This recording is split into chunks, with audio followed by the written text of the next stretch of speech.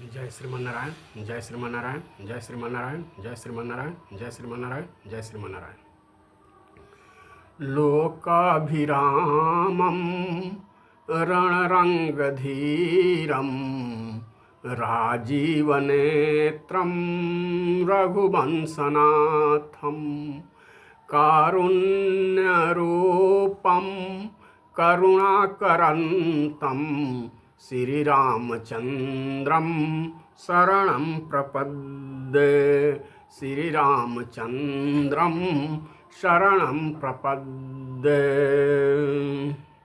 श्री सीताराम भगवान की जय।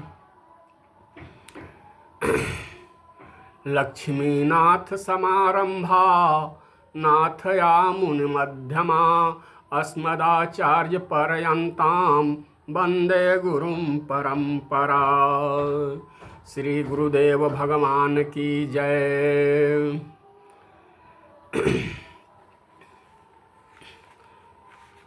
सुंदरकांड के पावन प्रसंग के अंतर्गत आज की जो पावन पंक्ति का निवेदन किया जाएगा वह पावन पंक्ति यह है। सीता कै अति विपत्ति विशाला, सीता कै अति विपत्ति विशाला, बिनहि कहे भले दीन दयाला। सीता कै अति विपत्ति विशाला, बिनहि कहे भले दीन दयाला, बिनहि कहे भले दीन दयाला। तो पावन प्रसंग के निवेदन के क्रम में मानस में पावन पंक्तियां आई हैं क्या। सकल सुमंगल दायक रघुनायक गुणग्राम, सकल सुमंगल दायक रघुनायक गुणग्राम। किसके जीवन में संपूर्ण प्रकार के सुमंगल की प्राप्ति हो जाती है, किनको संपूर्ण सुमंगलों की प्राप्ति होती है, कौन प्राप्त कर लेता है संपूर्ण सुमंगल को, और संपूर्ण सुमंगल को जीवन में देने वाले कौन हैं। तो सकल सुमंगल दायक रघुनायक गुणग्राम। श्री रघुनाथ जी की महिमा का गायन, श्री भगवान के जस कीर्तन गायन श्रवण पठन पाठन संपूर्ण सुमंगलों को देने वाला है। भगवान का स्नेह मिल जाए, भगवान का प्यार मिल जाए, भगवान की भक्ति मिल जाए, यह संपत्ति है। सबसे भगवान का स्मरण बना रहे, भगवान की भजन जीवन में मिलता रहे, सत्संग की प्राप्ति होती रहे, यही सबसे बड़ा सुख है। अगर ऐसा न हो, भगवान का स्मरण न हो, भगवान का चिंतन न हो, भगवान का भजन न हो, सत्संगति न हो, तो यह विपत्ति है। सकल सुमंगल दायक रघुनायक गुणग्राम।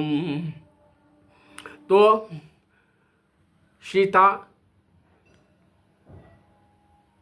अन्वेषण के क्रम में हनुमान जी अपनी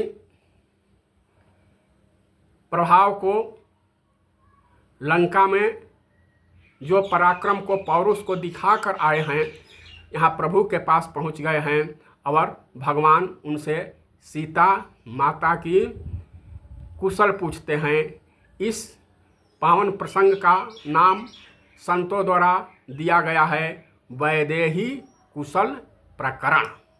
तो यह जो पावन प्रसंग है वैदेही कुशल प्रकरण, तो भगवान का स्मरण न हो, भगवान का भजन न हो, संगति न हो, मानस का पाठ न हो और श्रवण न हो, तो यही जीवन की विपत्ति है। और भगवान का स्मरण बना रहे, भगवान का भजन करने का मौका, सुनहला मौका जीवन में मिलता रहे तो यह सबसे बड़ी संपत्ति है।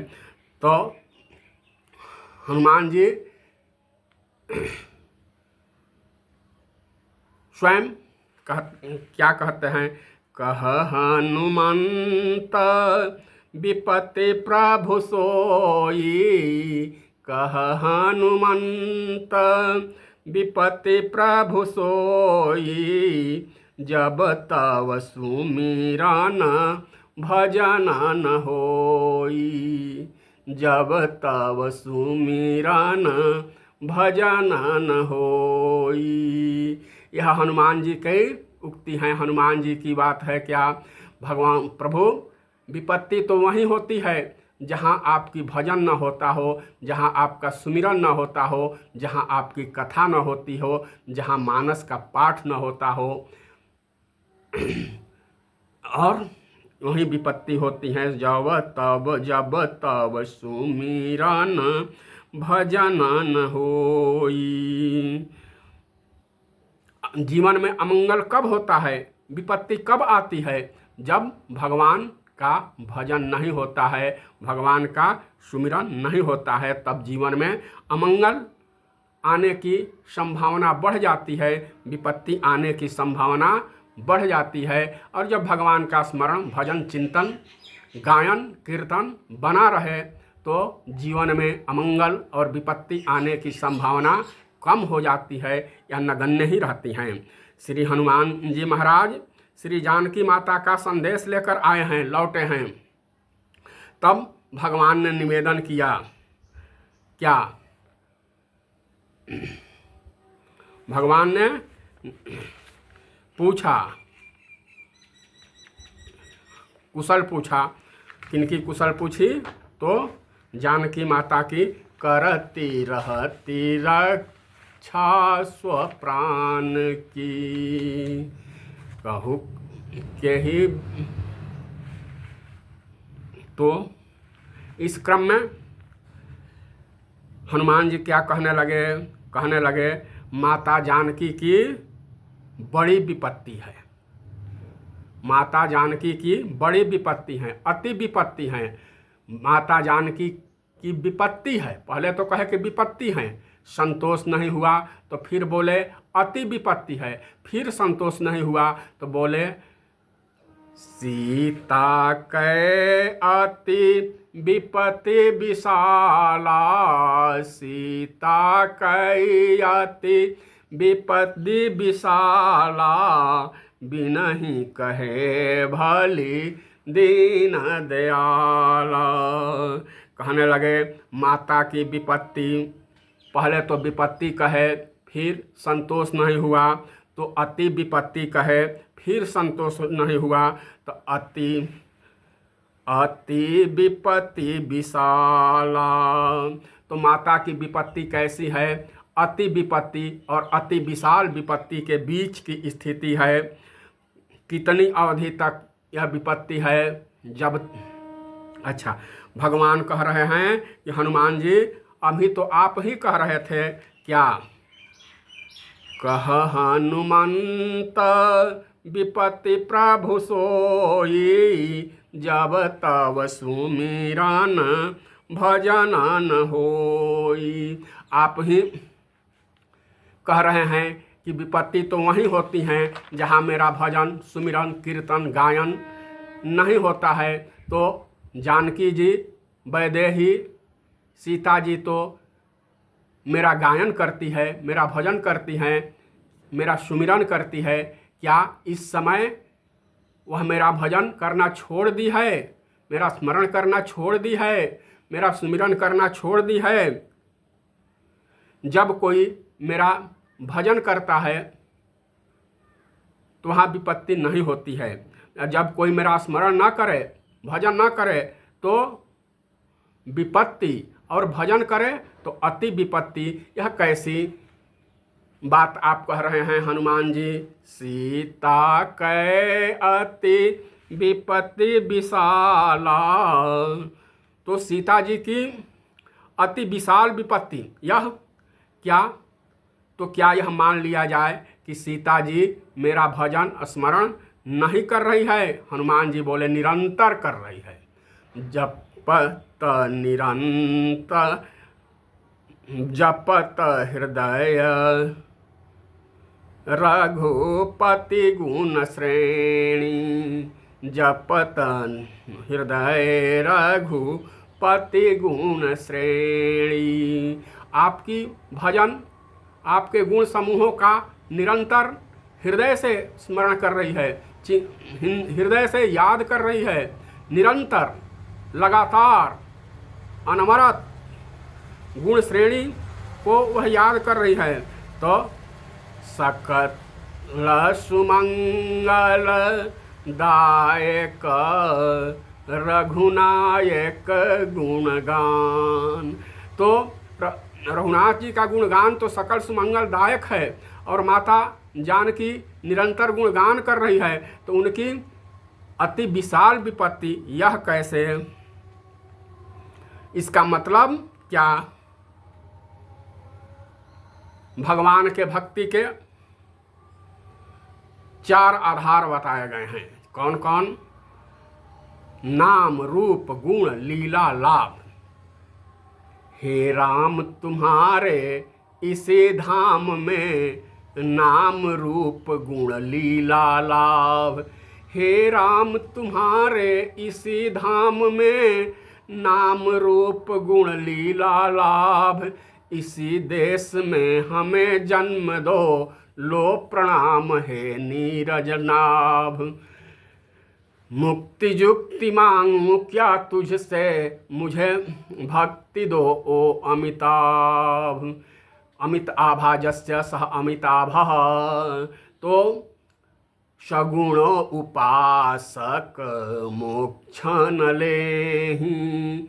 सगुण साकार ब्रह्म के जो उपासक होते हैं वे कभी भी मोक्ष की याचना नहीं करते, वे तो भक्ति की याचना करते हैं। तो भगवान नाम का ऐसा आश्रय है, भक्ति के चारों आधार उसके पास हैं, जानकी माता के पास। वो जानकी माता तो साक्षात भक्ति ही हैं, इसलिए जहाँ बैठती हैं चारों भक्ति के चारों आधार वहाँ उपस्थित रहते हैं। कैसे? जेहि विधि कपट कुरंग संग, जेहि विधि कपट कुरंग संग, धाई चले श्री राम। यह लीला है।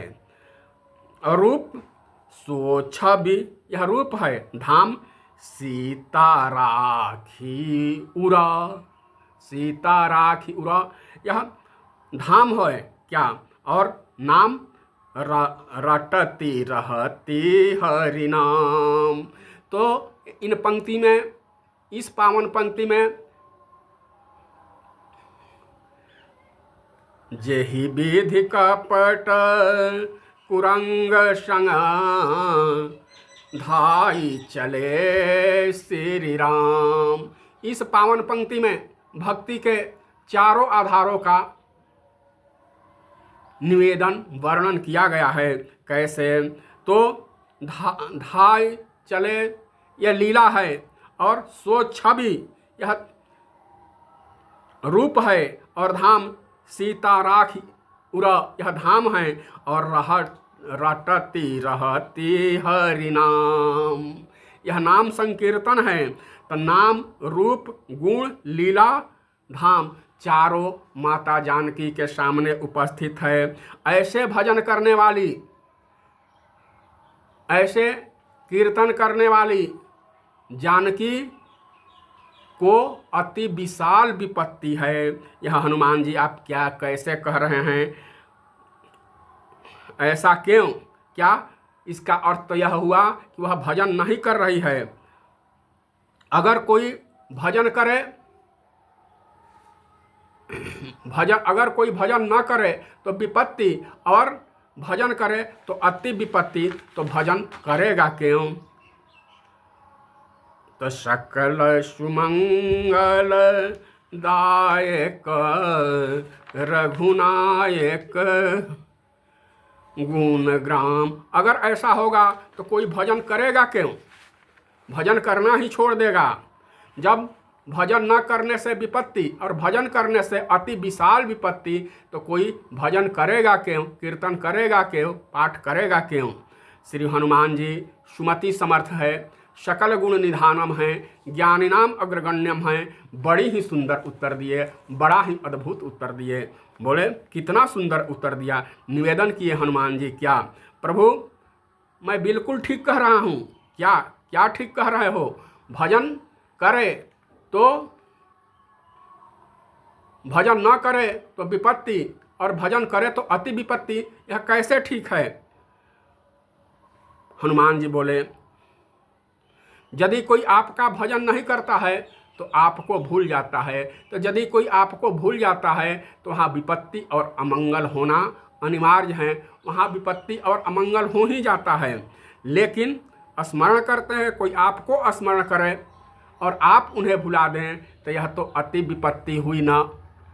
आपका कोई भक्त स्मरण कर रहा है और आप उसे भुला देते हैं तो यह तो अति विपत्ति हुई। तो सीता के अति विपत्ति विशाला, बिनहि कहे भल दीन दयाला। तो उनके किनके जीवन में अति विपत्ति? जब कोई आपका भजन कर रहा है और आप उसे भूल जाते हैं तो उनके जीवन में अति विपत्ति हो जाती है। कब? जब आप उन्हें भूल जाते हैं तब। कोई भक्त आपको स्मरण करे और आप उसे भूल जाए तो यह तो उसके जीवन में अति विपत्ति रहती है, क्योंकि आपने उन्हें भुला दिया। और कोई आपको स्मरण नहीं कर रहा है तो आपको भुला दिया तो उसके जीवन में विपत्ति। हनुमान जी बोले कि यदि भक्त भगवान को भुला दें तो उनको विपत्ति, और यदि भगवान ही भक्त को भुला दे तो उसको अति विपत्ति। तो सीता के अति विपत्ति विशाला, बिनहि कहे भली दीन दयाला। इसलिए प्रभु सीता माता ने आपको नहीं भुलाया है, आपने सीता माता को भुला दिया है। तो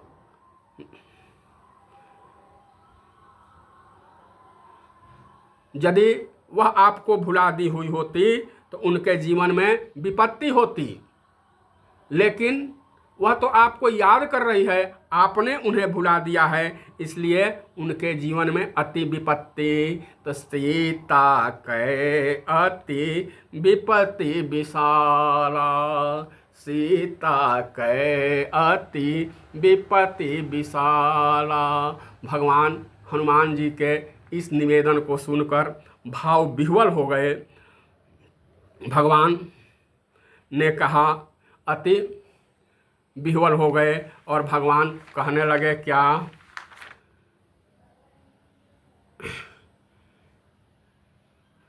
कि हनुमान जी आप कह रहे हैं कि हमने उन्हें भुला दिया है, क्या प्रमाण है कि हमने उन्हें भुला दिया है? हनुमान जी बोले कि ये विपत्ति ही सिद्ध कर रही है। सीता कै अति विपत्ति विशाला, ये विपत्ति ही सिद्ध कर रही है कि आपने उन्हें भुला दिया है। कैसे? आपका नाम रघुनायक है, रघुनायक है, आपका नाम रघुनायक है। और रघुनायक की क्या विशेषता है? आपका नाम रघुनायक है और रघुनायक की क्या विशेषता है? राजीव नयना धरे धनुषायक, राजीव नयना धरे धनुषायक, सकल विपत्ति भन जन सुखदायक, सकल विपत्ति भन जन सुखदायक। श्री सीता जी को आपने भुला दिया है। आप रघुनायक है, भगत विपत्ति का भंजन करने वाले हैं, सुखदायक हैं। सुख तो आप स्वयं देते हैं, क्योंकि आप सकल सुमंगल दायक, क्योंकि सो सुख धाम, आप सुख के धाम हैं, आप सुख के धाम हैं। धाम धाम में सुख है, लेकिन सभी सुख के धाम नहीं हैं। धाम धाम में सुख है, लेकिन सभी सुख के धाम नहीं हैं। धाम धाम में सुख होना अलग बात है और सुख धाम होना अलग बात है। कैसे? घर घर में बिजली है, बिजली घर घर में है, लेकिन हर घर बिजली घर नहीं है। तो सबको सुख मिलता है तो सुखधाम से, लेकिन सभी देव सुखधाम नहीं हो सकते। सकल सुमंगल दायक, राजीव नयना धरे धनुषायक, भगत विपत्ति भंजन सुखदायक, भगत विपत्ति भंजन सुखदायक। आप सकल सुख धाम हैं। राम जी सकल मंगलदायक है। उनके गुण समूह दुख के निवृत्त करने वाले हैं। देखे बिन रघुनाथ पद, जिय के जरनी न जाय। हृदय की व्याकुलता, अशांति भगवान के चरण कमलों के ध्यान, चिंतन, दर्शन के बिना जा ही नहीं सकती। तब हनुमान जी ने क्या कहा? सीता कै अति विपत्ति विशाला, बिनहि कहे भल दीन दयाला। कैसे विशाल उनकी विपत्ति है। दूसरा भाव उस पर, पहला विपत्ति उनकी सीता माता के विपत्ति है। क्यों? खलमंडली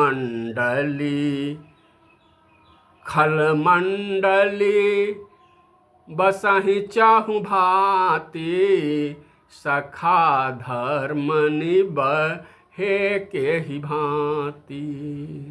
सखा धर्म, खलमंडली बसहि दिन राति, सखा धर्म निबहे के ही भांति।